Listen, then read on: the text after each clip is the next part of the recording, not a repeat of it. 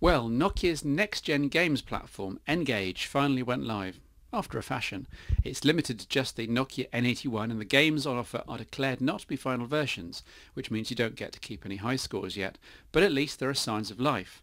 Shown while I'm talking here are the games Block Breaker, Creatures of the Deep, Space Impact, World Series Poker, Worms World Party and One.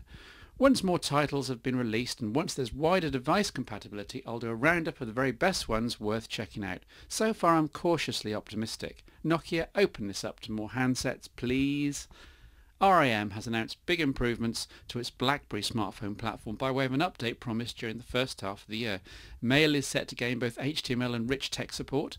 Mail search functionality is also being thrown in to scan through old mail. There's contact availability for meeting requests, plus there's now a rebranded version of Documents to Go, enabling editing of Office documents. Good stuff, and there'll be more on this from Craig in the next show, hopefully.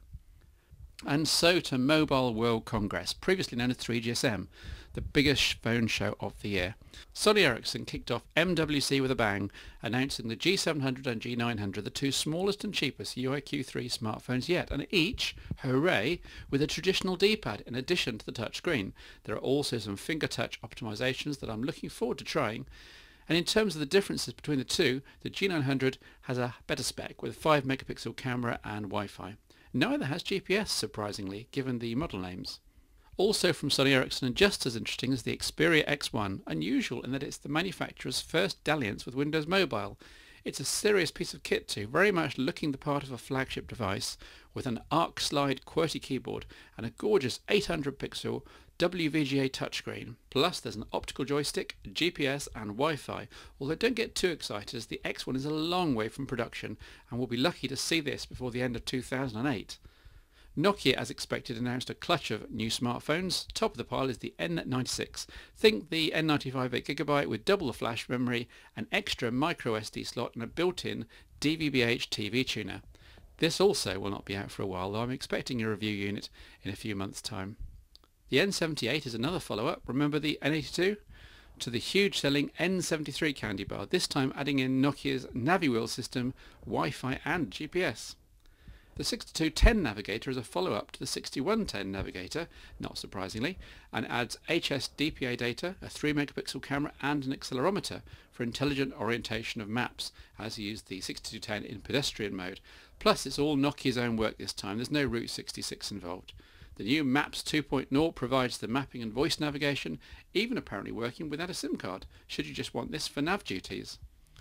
The 6220 Classic looks boring, but is actually the most interesting of the bunch. At an utterly budget price, you get a Carl Zeiss lens, 5 megapixel camera, VGA video recording, TV out functionality, and built-in GPS. Staggering. Just try explaining to your partner what their new phone can do. They won't believe you. The LG KT610, as a model name to wrestle with, looks at first sight like an attempt to take on the mighty Nokia E90, but in practice it disappoints, with only a small quarter VGA internal screen, a minuscule outer screen, and no Wi-Fi. I could go on. On the plus side, it's smaller and lighter, and probably a lot cheaper. iMate, who sadly don't always deliver the products they announce, they've announced the Windows mobile-powered Ultimate 8502 and 9502, in theory destined for Australia, but you never know. The 8502 is a messaging handset with full 3.5G, Wi-Fi, GPS and video output for projectors, while the 9502, which looks a lot like the Sidekick, adds a 3 megapixel camera with autofocus and flash. Phew. Hi, I'm Matt, back with some more tips for the iPhone users out there. Now, we all know that it's very easy just to swipe from one home screen to the next, but there is also an alternative method of navigation if even that is too much for your tired little fingers. Down at the bottom of the home screen there is a series of dots, and all you very simply do is touch to the left or the right of those dots to move between the home screens. This also works in the weather app. Now the next tip is for use in the event that something goes wrong. Well, we all know that Mobile OS X is not a perfect platform, it's a new platform and it's still got bugs in it. So this tip is when one of those bugs hits. If you're on an app and it crashes and you can't do anything at all with it, all you need to do is depress and hold the home button for just a few seconds. The app that's crashed will then quit and you'll be returned to the home screen, free to go on as normal. One of the gripes about the iPhone is that it just doesn't do MMS. It can't receive or send MMS messages natively. If you're an O2 iPhone user and you get an MMS from someone, all you'll receive on your iPhone is a notification telling you to go to their very iPhone unfriendly website, enter your phone number and your password, and then you can see in not very great detail the MMS that you've received. Well, O2 iPhone users then should thank Ross McKillop, who's developed a little application over at iapps.co.uk.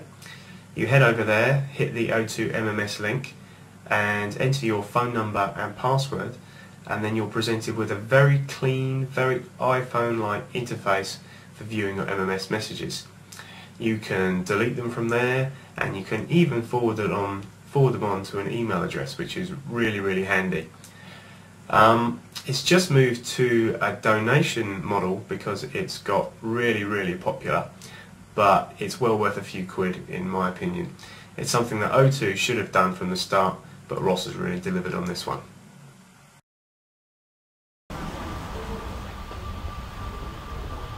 So here we are at West Somerset Railway, looking at the great old technology and looking ahead to some of the great new technology. You're going to be wondering what the Slinky Link is. I haven't got one. However, we're here at my parents' house in Somerset in the UK. 2008, this is 10 years to the day that I used to visit with a certain paraphernalia. In this briefcase, this very briefcase, I used to pack a Psion 5MX palm top for doing typing emails, typing notes, catching up with the world. I used to have a dial-up modem which used to plug into the Psion using a cable and a string of RS-232 adapters. I had a cable from the modem to the landline socket. I used to have to crouch in the hallway to do things like checking my email. I had power adapters for the Psion, I had power adapters for the modem, I had a camcorder, and I had an Olympus 35mm stills camera. I had a Garmin GPS 45 for taking out walking. And as I say, all of this, plus the AA batteries, plus the adapters, they used to just about fit in this briefcase, and it took me an hour to pack it every single time. What do I do in 2008? I pick up my E90, Nokia E90, or my N-series smartphone, or whatever you happen to use. I'm sure it's pretty similar. And it replaces everything. In the case of the E90, you even get the replacing of the full QWERTY keyboard for the typing and the GPS and the camcorder. One device, new technology, old technology, a briefcase full that takes you an hour to pack. I know which I'd rather have. This really is progress. And if you ever doubt the specifications of modern devices, just think about what you were doing 10 years ago.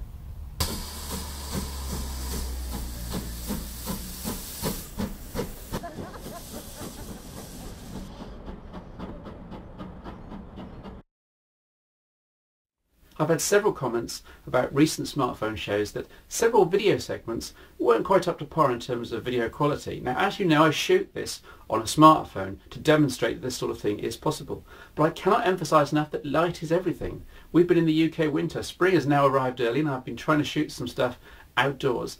This is indoors, but with pretty good light, and you can see the effect.